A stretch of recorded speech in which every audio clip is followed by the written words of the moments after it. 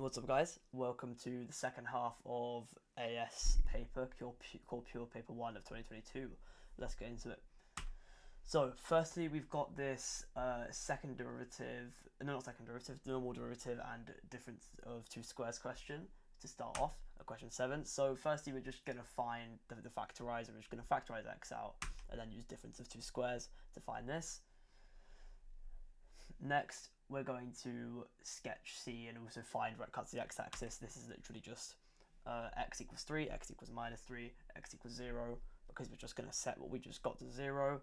Then you draw it out. I'm not going to draw it out, but you know how to draw cubics. Next, we're going to find where y equals k and when they intersect at 3 different points. So we know that y equals k is a straight line along the x-axis, and it can only intercept at 3 different points in the cubic when it's in between both stationary points like this. So as you can see, the top line here intersects only once because it's not in between any points. This point here only intersects at one stationary point, so it only intersects 2 times. But this line here intersects all 3 times, which means we need it in between here. So in this question, you wouldn't think of using the derivative, but actually we do have to use the derivative here. We're going to find the derivative, set it to 0, and find x as plus or minus root 3. We're going to substitute it back into the original equation to find y, which is 6 root 3 and negative 6 root 3. And those are our values of k, because we're looking at where y equals k.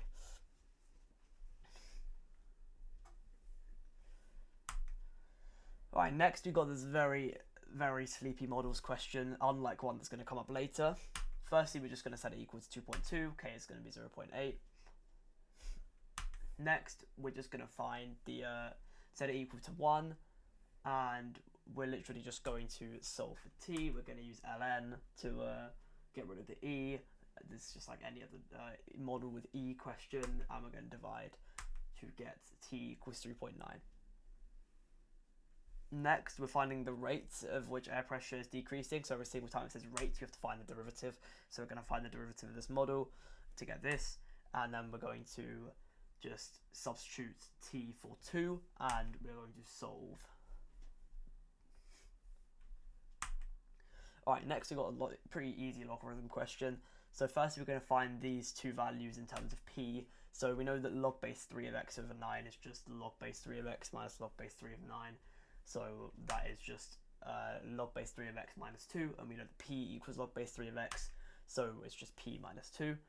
Next, this next one's just going to be log base 3, so it's just going to be 1/2 p, because if you could see here, this is just x to the 0.5, and we can choose the power rule here of logarithms to find that this is just 1/2 p. Alright, this is the actually difficult part, but we can just put it in terms of p, the entire thing. So we're just going to substitute p in here, so we have 2p minus 2, because we know that log base 3x over 9 is just p minus 2, and we also know that log base 3 of root x equals 0.5p. So we're just going to substitute those in, and we're going to find p, just solve the equation. Then we're going to substitute log base 3 back in, and we're going to find that x is 1 over 9.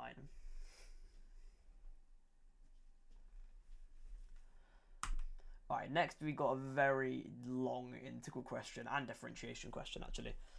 So first we're going to find the tangent, or we're going to show that we can find the tangent. So firstly we're going to differentiate, and we're going to substitute 4 in, as it says over here that the x coordinate's 4. It's not quite small here, but we can tell. So we're just going to substitute. So we know our gradient of our tangent, which is going to be 13 over 6, and we're going to substitute these points in to get y equals 13 over 3. We're going to substitute the point back into the equation, x equals 4, to get 13 over 3, and then we're going to substitute this into a linear line to find c. And then after this, we just put it into an equation and multiply to find this equation here.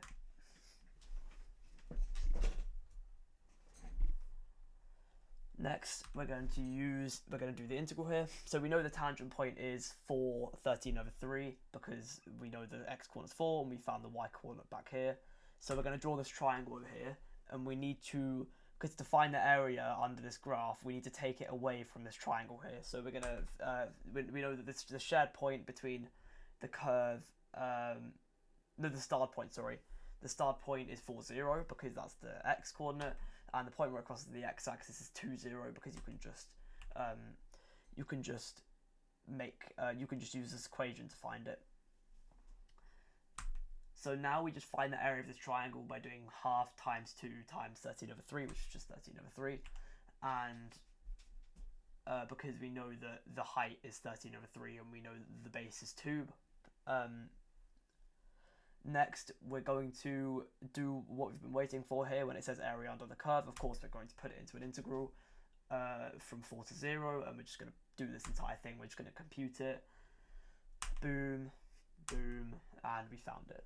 We just need to compute all this. You know how to put stuff into a calculator, it's fine.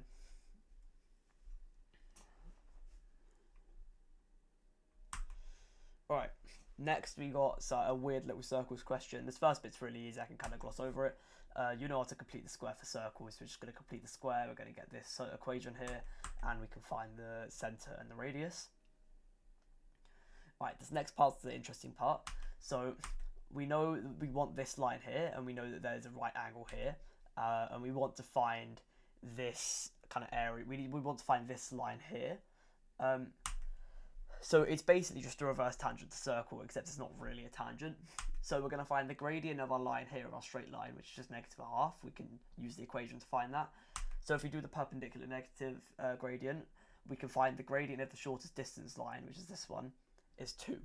So we're going to put this into an equation. And we're going to substitute the centre of the circle into it, because you know the centre of the circle will lie on that point, and we can find C. Then we're going to write out both these equations. So this is our equation we made, and this is the equation that it gives us, just rearranged. And we're going to solve a simultaneous equation and get this point here. So we need this because we need to find the distance, which means we need to find the point where they both intersect. Then we're going to put this into this we need to find the distance, the difference between this distance here and the difference between this distance here, and then put it in a Pythagorean equation like this. And to find the distance, as you can see, we got the 5 from the center, and we got the 6/5 from the x coordinate here. So that's the difference. So the 5 is here, the x coordinate's here, and then the y, we have the 4, which is the center, and then the 18/5 or the -18/5, which is here, and that's 5.5. Alright, this model question absolutely killed me while I was making this. I'm surprised I was able to get it onto one slide. So, firstly, we're going to show the total cost for one container. This is the most difficult part. So, we know that the volume is 355, which is pi r squared height. Then we're going to rearrange for h, so we can substitute it back in later. Next, the total cost, I don't know why it says cost, but the total cost is 0.04 2 pi r h plus pi r squared. So 2 pi r h is the curved area, and pi r squared is the bottom. As you can see here, the curved side and the circular base cost 0.04 per centimeter cubed squared, and then the circular top is 0.09 times pi r squared. Then we're going to expand this. We're going to collect the terms, and we're going to substitute the h from earlier into this, and we're just going to have to multiply 0. We already know that this is 28.4. We don't even have to use a calculator because it tells us in the question. And we can just divide by pi r and to get this. Lots of pi's, lots of r's here, so it's a lot more difficult. Alright, next we're finding where c is a minimum, so we're going to have to find dc over dr, which find the derivative, which is this. Then we're going to set it equal to 0 like any other stationary point question, and we're going to solve like this to find r. Alright, next it gets a bit more messy as well, because we're finding the double derivative to prove that it's the minimal value. So we're going to find the double derivative here, and we're going to substitute the point, we're going to substitute the r in that we just found to show that it's the minimum, which we can because we know that it's above 0, and if we know that d squared x over d squared d squared y over dx squared is greater than 0, then it's always going to be a minimum, and this is above 0, so that's fine. Then we're going to find the minimum, the actual minimum cost. We found the minimum radius, but now we're finding the minimum the actual cost, so we're just going to substitute the radius back into this main equation over here, the one that we made earlier, that we haven't actually used since the first question. And that will give us our answer of 13, which is interesting because I don't know why pi gives you a perfect answer like this, but it is 13. Alright, that was a very, very tough question. Lots of pi's, lots of r's again. Let's go to this next question. This is a lot easier, even though it's still trig. It's a lot easier. So we're going to firstly just do this easy little identity here. Well, it's not easy, but easier than the last question. We're just going to say for normal A-level students, if you're here, don't use double angle. For B, use normal identities and just, well, use only the two AS identities. So we'll go to A. We're just going to put tan into sine over cos, and we're going to combine the fraction. But this time we're going to multiply by the conjugate of the fraction, kind of like you do for rationalizing the denominator, to cancel out the 1 plus sine into 1 minus sine squared, which, as you probably do know, as you should know, that goes to cos squared. And now we can just divide by cos to get what it's asking for here. Alright, next, we're not going to use the cos over 1 minus sine because it's just more difficult. We're just going to multiply by cos 2x to get 3 cos squared 2x. And then we're going to use the Pythagorean identity to change everything into sine and put it into a quadratic like this. And we're just going to use quadratic formula and reverse sine, and then we're going to find the two sine values. I've kind of skipped over the last couple of steps there, but you should be able to do it. You just use quadratic formula to find the value of sine x, and then use the graph to find the two values and arc sine. All right, last question. So we got this proof question here, Wilf, and we're going to firstly determine whether the statement is true. So firstly, we can just say that when x equals, they didn't really account for negative numbers. This absolute idiot that wrote this question, or the absolute idiot that this student, haha, very funny. This statement is pathetic. So so we're going to go to the actual part of the question. We're going to take n out.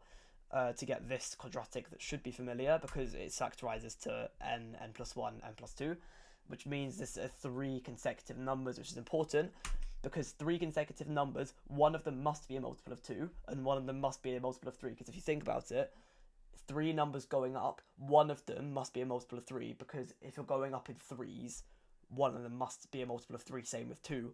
Same with multiple of 2, one must be a multiple of 2. So it must be one number that's a multiple of 2 and one number that's a multiple of 3, which means that 2 times 3 is 6, which means 6 will always be a multiple of this little equation here. Right.